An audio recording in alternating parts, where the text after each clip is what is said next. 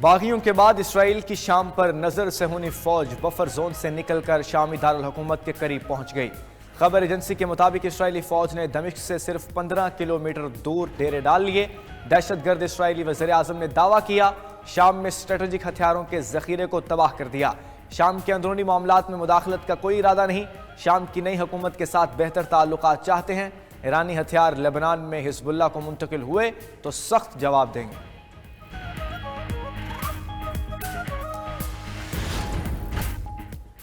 محمد al Bashir شام کے عبوری وزیر اعظم مقرر۔ اپوزیشن گروپ حیات تحریر الشام نے محمد البشیر کے نام کی منظوری دے دی۔ عرب میڈیا کے مطابق محمد البشیر ادلب میں حکومتی سربراہ تھے، انہیں اقتدار کی منتقلی کی نگرانی کا کام سونپا گیا ہے۔ شامی اپوزیشن رہنما محمد الجولانی کا بشار الاسد کے فوجیوں کے لیے معافی کا اعلان۔ کہا معافی کا اعلان فوجی افسروں پر نہیں ہوگا۔ ادھر شام میں ہیومن رائٹس گروپ کے مطابق کالا دم داعش نے 54 شامی فوجیوں کو ہلاک کر دیا۔ مرنے والے فوجی صحرائے حمص میں ملک سے فرار کی کوشش کر رہے تھے۔ دوسری جانب شام لبنان سرحد اور سڑکوں پر شہریوں کی قطاریں۔ عرصہ دراز سے ملک بدری کی زندگی گزارنے والے واپس لوٹنے لگے۔ اسرائیلی فوج کی غزہ کے پناہ گزین کیمپوں پر وحشیانہ بمباری، 24 گھنٹوں میں مزید 50 فلسطینی شہید، 100 زخمی ہو گئے۔ رفح میں آٹا خریدنے والوں پر حملے میں 10 افراد شہید۔ دیر البلح میں خوراک کی تلاش میں نکلنے والوں پر ڈرون حملے میں 6 افراد شہید ہوئے۔ غزہ میں شہداء کی مجموعی تعداد 44,758 ہو گئی۔ ادھر حماس نے یرغمالیوں کی فہرست اسرائیل کو دے دی۔ ابتدائی مرحلے میں بیمار اور عمر رسیدہ اسرائیلیوں کو رہائی ملے گی۔ حماس کی جانب سے دی جانے والی فہرست میں امریکی شہریت رکھنے والے 4 یرغمالی بھی شامل ہیں۔ حماس نے یرغمالیوں کے بدلے فلسطینیوں کی رہائی کا مطالبہ کر دیا۔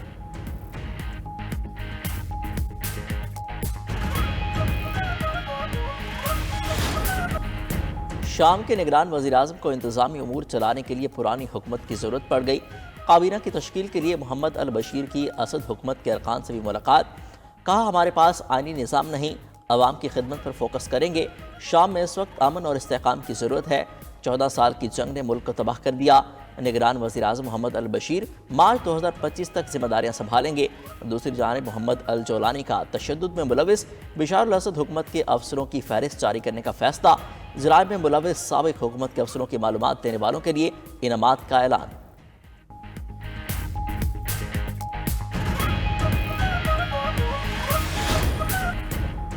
شام میں پھنسے پاکستانیوں کے انخلاء کے لیے اقدامات، 350 سے زائد پاکستانی سرحد پار کر کے لبنان پہنچ گئے۔ تمام افراد کو خصوصی پرواز کے ذریعے بیروت سے پاکستان لایا جائے گا۔ سول ایویشن نے پرواز کا انتظام کر دیا۔ ادھر خواتین سمیت کچھ پاکستانی بیروت کے ہوٹل میں محصور۔ وطن واپسی کے لیے وزیر اعظم سے مدد کی اپیل۔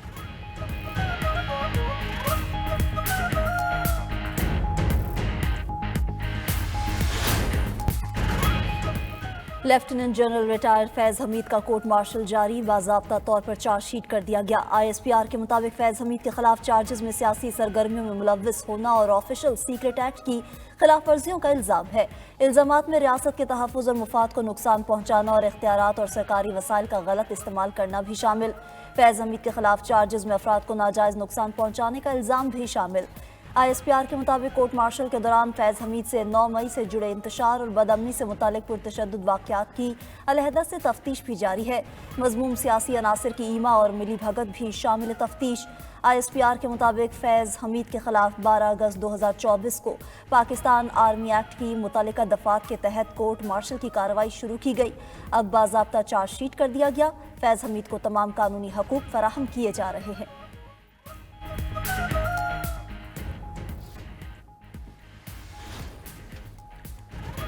فیض حمید کی فرد جرم ٹھوس شواہد پر مبنی ہے۔ فرد جرم کے مطابق بانی PTI برابر کے شریک ہیں۔ وزیر دفاع خواجہ آصف کہتے ہیں یہ کیس اصل کردار تک پہنچے گا جو بانی PTI ہیں۔ بانی نے پروگرام بنا لیا تھا، فیض حمید DGI رہیں گے۔ جب کچھ نہ بن پایا تو 9 مئی کو فیض حمید نے اپنی آخری کوشش کی۔ سینیٹر عرفان صدیقی بولے فیض حمید جب کٹہرے میں آئیں گے تو سب بتائیں گے کہ کس کے کہنے پر سب کیا۔ سینیٹر طلال چودھری نے کہا ثابت ہو گیا 9 مئی کو بغاوت ہوئی، 14 دسمبر کی کال بھی اس سے جڑی ہے۔ رہنما پیپلز پارٹی آغا رفیق اللہ نے کہا یہ مکافات عمل ہے، بانی PTI کے کہنے پر فیض حمید نے جو کیا بھگتنا پڑے گا۔ رہنما کیا مصطفیٰ کمال بولے فیض حمید کی چارج شیٹ آئندہ آنے والوں کے لیے عبرت ہوگی۔ फैज़ हमीद पर चार्ज शीट फौज का अंदरूनी मामला है, हमारा कोई लेना देना नहीं। चेयरमैन पीटीआई बैरिस्टर गोहर का कहना है फौज के अपने कवायद और कानून हैं जिसके तहत वो ट्रायल करती है। मजीद बोले जो हमारे साथ ज्यादती हुई उससे मुतल्लिक असेंबली में बात करेंगे। बानी पीटीआई ने 5 रुकनी मुज़ाकराती कमेटी कायम कर दी है। जमहूरी मुआशरों में मुज़ाकरात के जरिए मामलात हल होते हैं।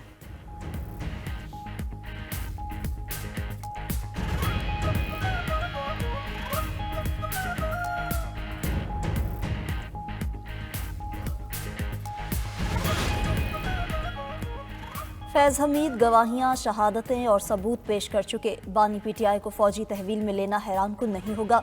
सेनेटर फैसल वावडा का इजहार ख्याल, कहा अगर फैज़ हमीद को सजा हुई तो बानी पीटीआई को भी होगी। फैज़ हमीद एक मोहरा थे, पीटीआई ने फैज़ हमीद को इस्तेमाल किया। फैज़, बानी और बुशरा 9 मई से अलग नहीं।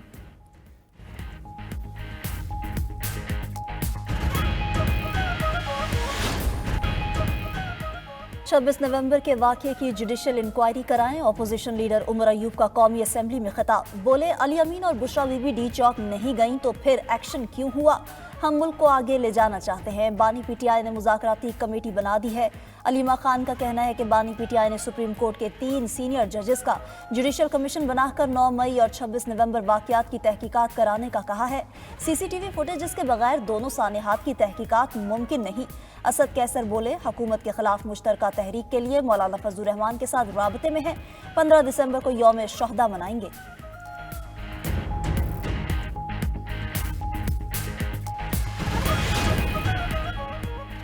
190 मिलियन पाउंड केस, बानी पीटीआई ने नए नैब कवानीन का सहारा ले लिया।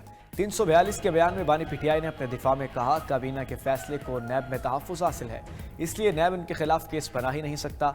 बानी पीटीआई की जानिब से 79 सवालात के जवाबात की तफसील 92 न्यूज़ ने हासिल कर ली। जवाब में कहा गया कि सुप्रीम कोर्ट ने जैसे भुट्टो रेफरेंस में फेयर ट्रायल ना होने की निशानदही की, इस तरह मेरे केस में भी है। इस्तगासा के गवाह के मुताबिक मुतल्लिका बैंक ने अकाउंट होल्डर की हिदायत पर सुप्रीम कोर्ट के अकाउंट में रकम मुंतकिल की। रियासत को कोई नुकसान नहीं हुआ क्योंकि वो रकम स्टेट ऑफ पाकिस्तान की नहीं थी।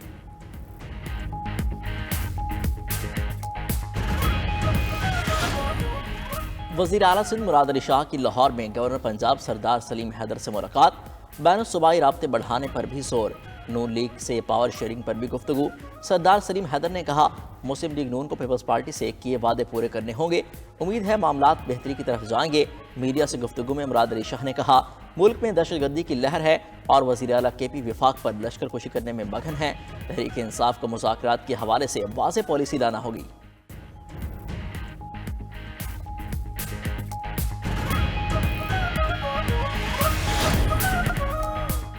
इस्लामी बैंककारी आलमी सतह पर 3.7 हज़ार अरब डॉलर तक पहुँच गई। मुकामी इस्लामी मालियाती सनत को भी तरक्की देना होगी। Governor state bank Jameel Ahmed का इशारे से खिताब, कहा स्टेट बैंक ने इस्लामी बैंककारी की तेज़ रफ्तार तरक्की के लिए आला इख्तियारी कमेटी कायम कर दी है। हुकूमती बॉन्ड्स को इस्लामी तर्ज पर मुंतकिल करने में मुश्किलात का सामना है, शरिया माहिरीन को उसका हल निकालना होगा।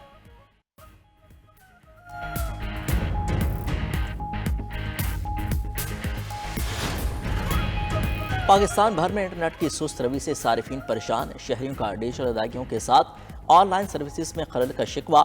इंटरनेट सर्विसेज डाउन होने के बायस करेंसी एक्सचेंज के कारोबारी हजरात को भी मुश्किलात। ऑनलाइन ट्रेडिंग करने वालों ने हुकूमत से इंटरनेट का मसला हल करने की अपील कर दी। कारोबारी सरगर्मियों के साथ तलबा को ऑनलाइन तदरीसी अमल में भी मुश्किलात दरपेश हैं।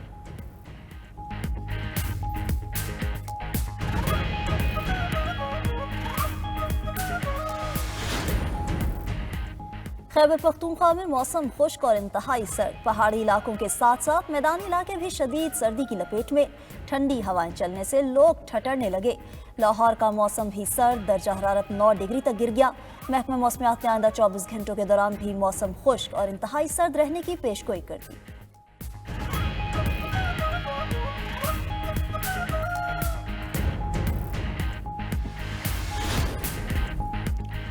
क्लाइमेट मॉडलिंग में golden bell prize Pakistani professor doctor Khalid Zubair के नाम, एजाज़ पाने वाले पहले पाकिस्तानी बन गए। डॉक्टर जुबैर और उनकी टीम को मौसमियाती तब्दीली से मुतालिक प्रोजेक्ट तैयार करने पर सुपर कंप्यूटिंग का नोबेल इनाम दिया गया। डॉक्टर खालिद के मुताबिक उनका एमुलेटर सैलाब, समुद्री तूफानों और हीट वेव की बरवक्त और दुरुस्त पेशगोइयाँ करता है।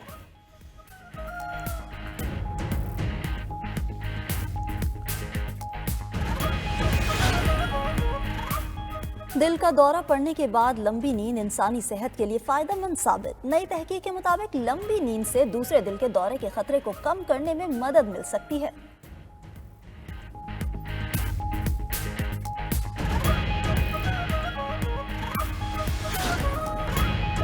पाकिस्तान के नूह दस्तगीर बट ने एशियन पावर लिफ्टिंग में नया रिकॉर्ड कायम कर दिया। ताशकंद में जारी इवेंट में नूह दस्तगीर बट ने स्क्वाट में 400 किलोग्राम वजन उठाकर एशियन रिकॉर्ड कायम किया। 120 किलोग्राम से जायद कैटेगरी में गोल्ड मेडल भी जीत लिया। नूह दस्तगीर बट ने बेंच प्रेस मुकाबले में 285 किलोग्राम वजन उठाकर चांदी का तमगा अपने नाम कर लिया।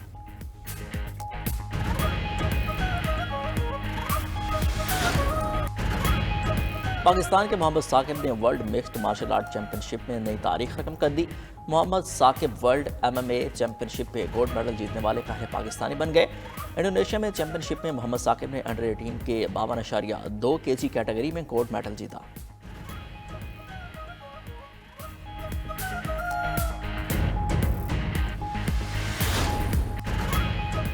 पाकिस्तान समेत दुनिया भर में पहाड़ों का दिन आज मनाया जा रहा है। अर्ज़े पाक कुदरती हुस्न से मालामाल खूबसूरत वादियाँ और सरसब्ज पहाड़ियाँ देखने वालों पर सहर तारी कर देती हैं।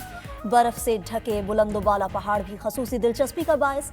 पाकिस्तान में कराकोरम, हिमालय और हिंदुकश के बुलंद तरीन पहाड़ी सिलसिले वाक़िया। कोहे सुलेमान, मारगला, कोहे नमक, चाकी, केरथर भी हुस्न को चार चांद लगाते हैं।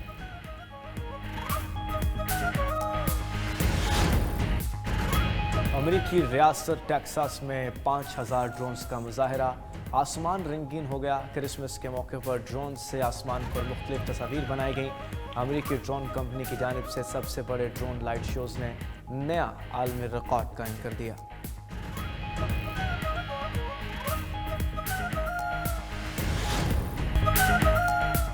और शहंशाह जज्बात दिलीप कुमार के मद्दाह आज उनकी 102वीं सालगिरह मना रहे हैं।